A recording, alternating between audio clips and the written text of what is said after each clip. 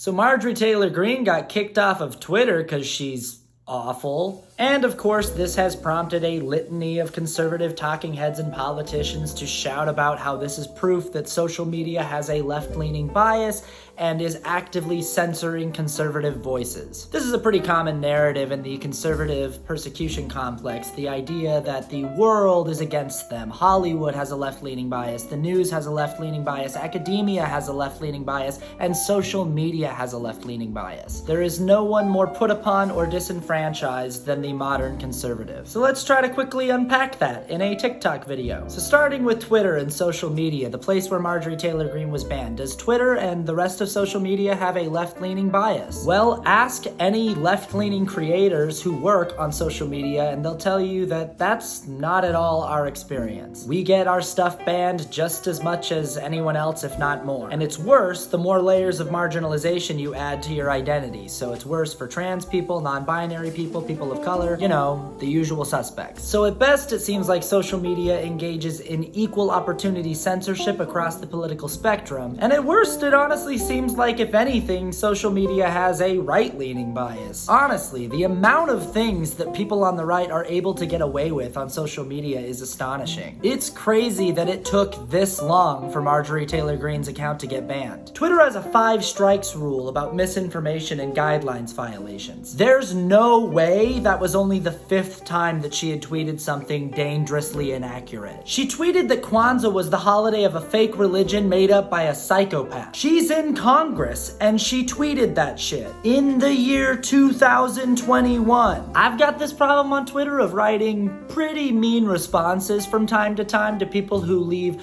particularly stupid comments on certain posts that I make. I'm not proud of it, but every once in a while someone will catch me in a bad mood and I might tell them that they're a piece of. And Twitter will immediately hit me with a warning that says, are you sure you want to post this? It'll probably get flagged for a guidelines violation. And on my good days, I'll erase the tweet and block the person. But on my bad days, I'll erase some of the swear words and then roll the dice and post the comment. And I understand that I am taking a risk because I am knowingly violating their guidelines. They are a private company that is under no obligation to protect my First Amendment free speech rights. They have rules. If I break them, they can enforce those rules. Okay, but how about academia? They have a left-leaning bias, right? Well, sorta. It's more just that academia and science have a bias toward data and evidence and truth. College professors are usually trying to teach their students critical thinking skills, getting them to ask the question why, and to explore the reason why they think certain things that they think and how they reach their conclusions, and to question everything. Science doesn't prove a hypothesis by seeking for evidence that backs it up.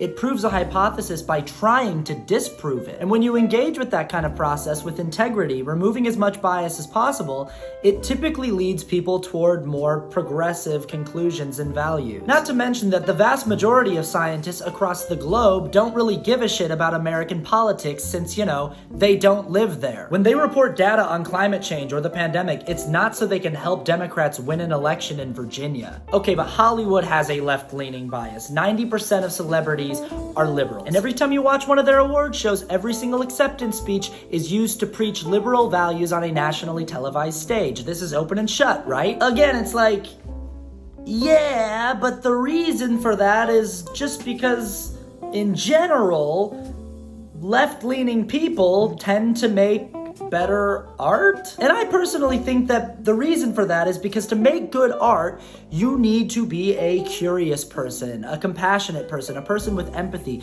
You need to be interested in approaching stories from different perspectives than your own. The reason so much of the movies and media produced by conservative people is bad is because the stories are all being told through a very homogenized, bland lens. It's just white, Christian, capitalist people good, everything else not good. And that just doesn't turn out very compelling or interesting stories. Okay, but the news. The news has political bias, right? Well, Yeah, I mean, to the extent that each news network is an entertainment network that makes entertainment geared toward a particular audience. So Fox News and OAN and Newsmax and the Daily Wire exist to entertain and placate people on the right. And CNN and MSNBC and ABC News exist to entertain and placate people on the left, sure. But really the bias that all of those networks have in common is just a bias toward ratings. What is going to get our particular audience watching our show so that we can make the money from the people who want to advertise with us? So in conclusion, does political bias exist? Of course, but is there a global conspiracy to suppress the truth coming from the right? Nah, it's not our fault your movies suck. I'm just a mediocre white guy with a mustache.